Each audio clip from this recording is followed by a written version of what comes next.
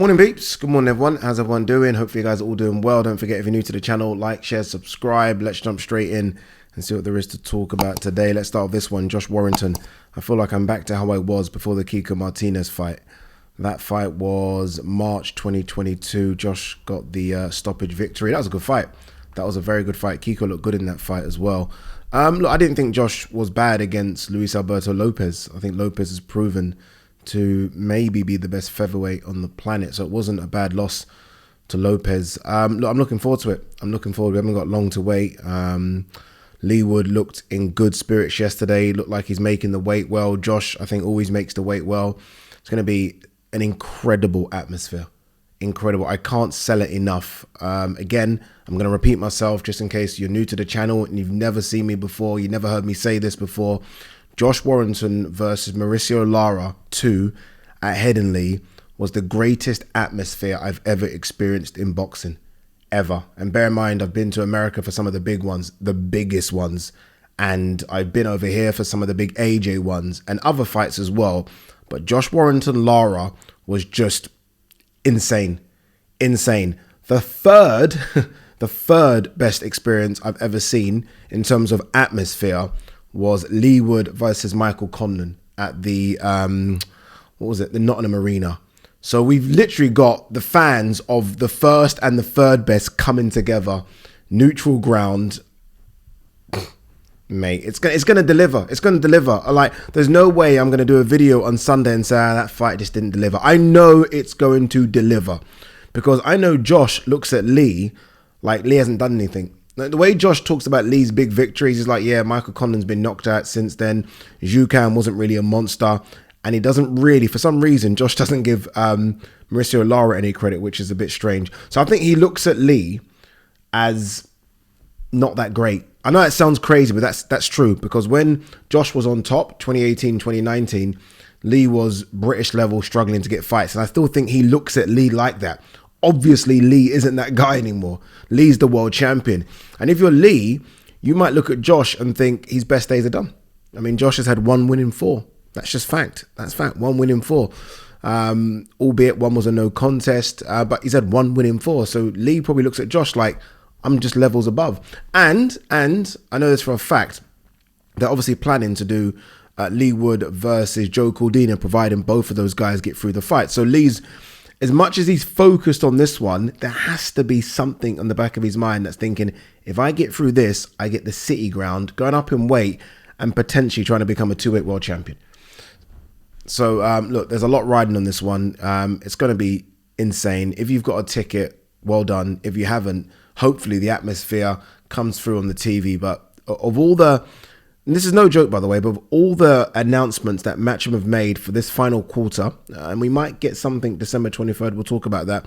This is the one I'm excited about the most. So Bam Sunny, Pro Gray Haney, Chantel Cameron, Katie Taylor 2. This one, as soon as I saw it, I was like, fuck me, that's going to be carnage. Hopefully they've got a lot of security as well, because I think there'll be fights in the stands. Just saying, undercard of that one, Terry Harper versus Cecilia Braekhus. It's funny because before we were all like Clarissa and Katie as the goats of female boxing, Cecilia was that.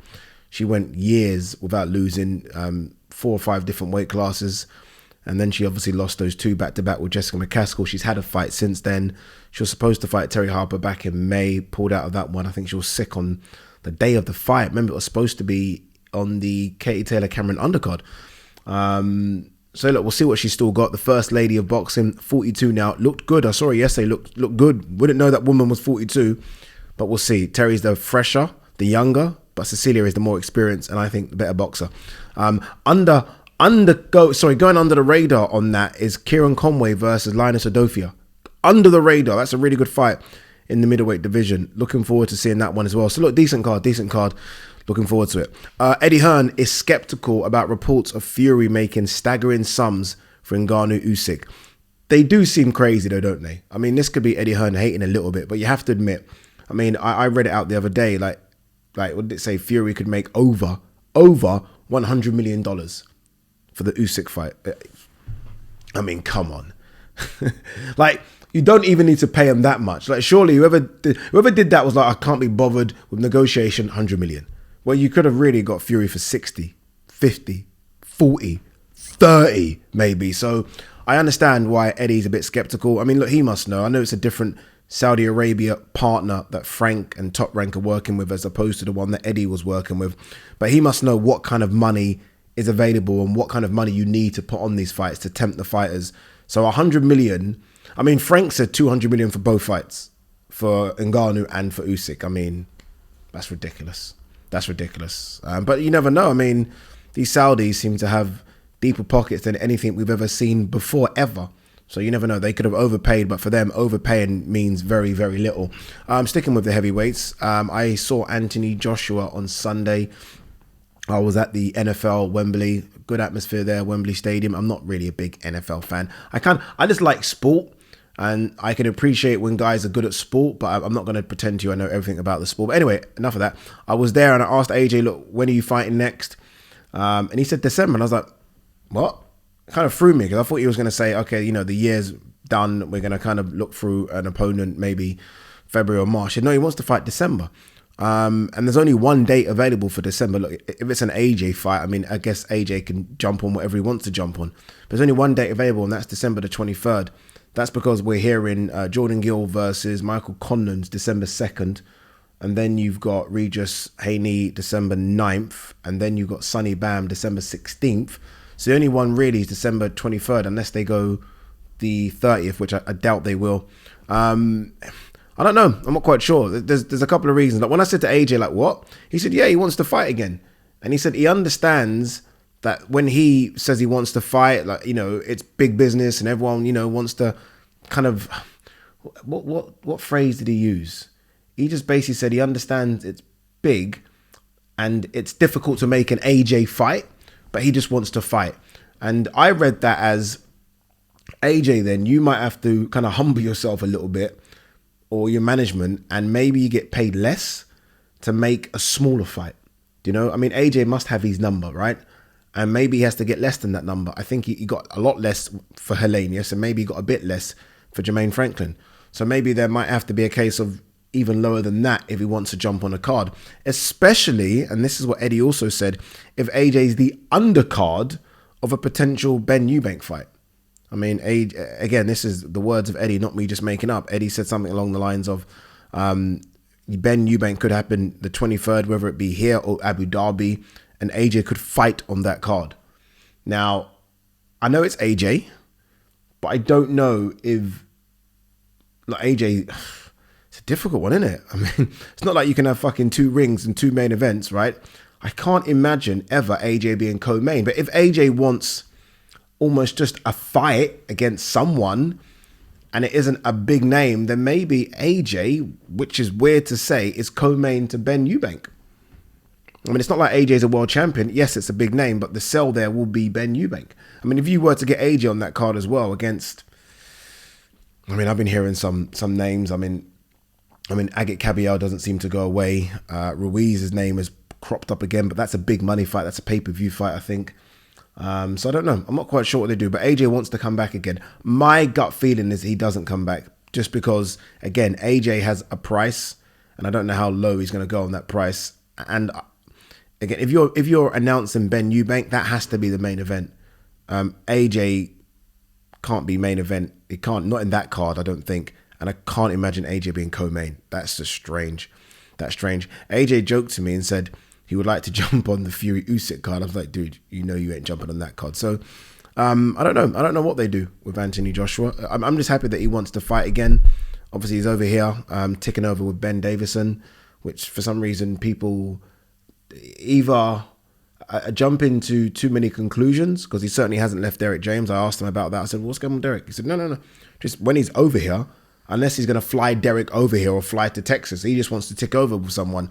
Normally he would go to his amateur club and tick over, but he's doing that with Ben Davison. I think AJ's very analytical and meticulous when it comes to boxing, and so is Ben Davison and Lee Wiley. So I think maybe just picking their brains, and they're just trying things out a little bit. I don't think it means anything long term. I mean, who knows, right? I mean, who knows? AJ might like it so much, he might just say, fuck it, I ain't going to Texas anymore. But hopefully he sticks with Derek. He needs to stick with Derek for me, because you can't just keep switching like that. You can't. I don't think so anyway, especially not now towards the end of your career. You just need one trainer, and that trainer takes you through for the next 2 or 3 years. Another quick word on AJ. This is like a pro AJ video. But 10 years. 10 years, I think, yesterday to the day that AJ made his professional debut. And fuck me, what a sensational career. What he's done and brought to British boxing needs to be applauded. Needs to be, whether you are a fan of his or not, I think you can all appreciate it. It's been incredible. I mean, I look from the outside looking in, I just think of the different eyes he's brought to the sport. Like, I know for a fact the amount of random people that are not boxing fans who just tune in for an AJ fight or ask me questions about AJ. The sponsors that he's brought to the sport as well. I think he's done a lot for British boxing. And when I speak to fighters, so maybe fans might not appreciate it as much. When I speak to fighters, they do. When they're in the rooms speaking to corporate companies and trying to get sponsors, it's off the back of the work AJ did. It really is. So look, 10 years done. I think maybe 2 more to go. I think maybe 4 or 5 more fights. But we'll see. But I do think we'll appreciate it a bit more, as we always do, when it's over. And then you can look back and think, fuck, that was a good night. Good night of boxing. The fights at the O2 Arena, stadiums, ups, downs, lefts, rights. I think it's been entertaining. All right. Sean Porter believes that Yordenis Ugas is now damaged goods. Yeah, he is. He is. I hate saying that and doing that, but he is. It's like when he gets touched now, it seems to like have a lasting effect. Do you know what I mean? Doesn't seem to be able to absorb the punches like especially like he did against Errol Spence, where he seemed to be able to take some of Errol's best shots. That isn't that. Like, I was astounded that he got beat by Barrios and the way in which he got beat up by Barrios. Bear in mind, Keith Thurman was out the ring for nearly 2 years and pretty much schooled Barrios. And Ugas, prior to that fight, was considered a top 5 welterweight, and he got bashed up by Barrios. I mean, look, this is not taken away from Barrios. I think Barrios was good, but you're not supposed to do that to Ugas. So yeah, I agree. Gilberto Ramirez, Joe Smith, that fight this weekend. It's kind of a catchweight cruiserweight fight. I think I heard that it's 190. Obviously, both of these guys are light heavyweights. 190 helps Joe a bit more because Gilberto is clearly the bigger guy. Although Gilberto started at 168, he's clearly the bigger guy. The face-off, he's just huge, humongous. And I think this helps because if it was a full cruiserweight, I think Gilberto will be a bit too big for Joe. I don't know what's left of Joe. I think Joe Smith Jr. has been a good boxer, but he got beat up comfortably by Beterbiev. I'm not quite sure what's left, but it's a decent fight. Hearn targets Ben Eubank for December 23rd. Just spoke about that. I mean, Eddie must be happy about the end to the year for Matchroom and DAZN. It's a decent end to the year. I think it's the best quarter. If you split into 4 quarters, I think this is the best quarter. 2 seconds. Lee Wood hints at weight move after Warrington clash. Yeah, we know what you're doing. Anything else on here? 2 secs. De La Hoya responds to stupid critics of Ryan Garcia versus Oscar Duarte. Ryan is taking a big risk. Let's quickly look at Oscar Duarte's record. I think he's only lost 1, right? A lot of people think he should be unbeaten. Let's have a look. Oscar Duarte, 26-1, 21 knockouts. That's solid. The only defeat was to Adrian Estrella, who was 28-3, and that was a split decision. Okay, that's the one they're talking about. Since then, win all the way. Has been busy as well. 2 fights this year. Alex Martin, 18-4. D'Angelo Keys, who was 17-2. Okay. I mean, let's see what he can do. I think it's a decent fight. Look, 26-1, 21 knockouts. I mean, I know records can be padded, but I think this guy clearly might have something. Mario Barrios, we just spoke about him, feels ready to fight Jaron Ennis or any of the elites at 147. So he should. I think he's called out Conor Benn. I don't know if they're going to want to take that fight. We'll end on this one. Jamel Charlo. I'm proud of myself. I took a chance. Dude. He didn't take a chance. John Ryder took a chance. Do you know what I mean? Like when you compare it, that's not taking a chance. And people might say, but John Ryder got beat up. John Ryder took a chance. John Ryder went into John Ryder got an opportunity, yeah, that maybe people thought he didn't deserve, but he got an opportunity, put himself in there, mandatory by the way as well. John Ryder got an opportunity to go to Mexico, fucking Mexico, the Lions fucking den. Went there. Small ring. You guys saw the ring. It was a ring for 6-year-olds. He went in there and went fucking toe to toe. Blood. His nose was broken. He went down. Blood pouring out of his nose. Couldn't breathe. Got up and fucking screaming at Canelo. Come on. Let's have a fight. That's taking a chance. That's taking a chance. John Ryder not once went on the back foot and started running. Not his style. And people were laughing at that matchup. This is where people get it wrong, don't they?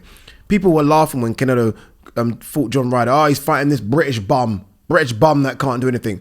Okay, let's fight an American then. An American, a big 154-pounder, undisputed, talks a lot of shit all the time. What are you going to do? Look at the two different fights. One went out on his shield, like out, going for it, everything. Pushed Canelo back. And the other one, happy I didn't get knocked out. Disgraceful, man. Honestly, both of those Charlo, I really thought the Charlos were going to... And look, one's become undisputed and one's unbeaten in the middleweight division. Although he's not fought for a couple of years, he's back soon. So they've had good careers. I thought they were going to have exceptional careers. I thought we were going to look at sort of superior, really good fighters. And for me, they just talk a lot. Talk a lot, not delivering. Anyway, guys, we are done. Peace out.